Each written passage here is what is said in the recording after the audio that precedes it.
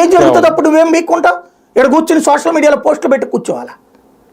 ఇది గుర్తు పెట్టుకోవాలి. ఇక్కడ పిఓకి ఫస్ట్ మనం చేసింది ఈయన 3 అంచెల ప్రణాళిక ఏంటంటే, ముందు ఇక్కడ ఆర్టికల్ 370-35 ద్వారా కాశ్మీర్ భారత్లోనే భాగం తప్పించి అది ప్రత్యేక దేశం కాదని తేల్చేశాడు.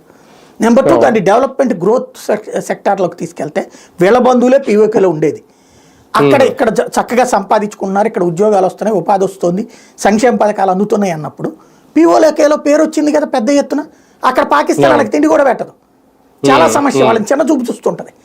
వాళ్ళు అక్కడ నిరాశ పడుతున్న వాళ్ళకి ఒక ఆశ రేగింది. వాళ్ళు అక్కడ పోరాటాలు చేశారు. మీరు మాకు పని చేస్తారా, మాకు కరెంట్ ఛార్జీలు తగ్గిస్తారు, లేదా భారత్లో కలవమంటారా, మాకు సంక్షేమ పథకాలు ఇస్తారు, లేదా భారత్లో కలవమంటారా, నినాదాలు చేశారు వాళ్ళు. ఇంతకుముందు మనం కూడా చూపెట్టుకున్నాం. అది సెకండ్ ఫేజ్. అది థర్డ్ ఫేజ్కి వస్తే అప్పుడు ఇప్పటికీ అక్కడ మౌత్ పబ్లిసిటీ ఒక ట్రూట్ చేస్తున్నాం. మన అనుకూలురైనటువంటి వాళ్ళు ఉంటారు కదా అక్కడ, వాళ్ళ ద్వారా భారత్లో కలవడం బెటర్, భారత్లో కలవడం బెటర్ అని సైకలాజికల్గా వాళ్ళతో అనిపిస్తున్నాం.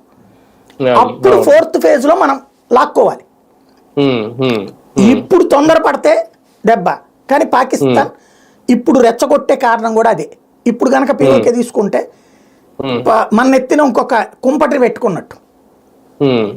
ఇప్పుడు అక్కడ ఏం కావాలి? పిఓకే తీసుకోవాలా, అక్కడ ప్రజలందరూ చచ్చిపోవాలి. యాక్సెప్టెడా? ప్రపంచం ఒప్పుకుంటుందా? కొన్ని లక్షల మందిని చంపేస్తామా?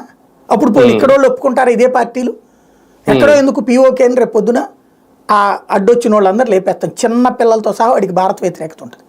వాళ్ళని లేపేస్తే వాళ్ళ ఫోటోలు పెట్టి రేపు పొద్దున ఆడపిల్లల ఫోటోలు, మహిళల ఫోటోలు ఇక్కడే ఫోకస్ చేస్తారు. పాలస్తీనా దానికే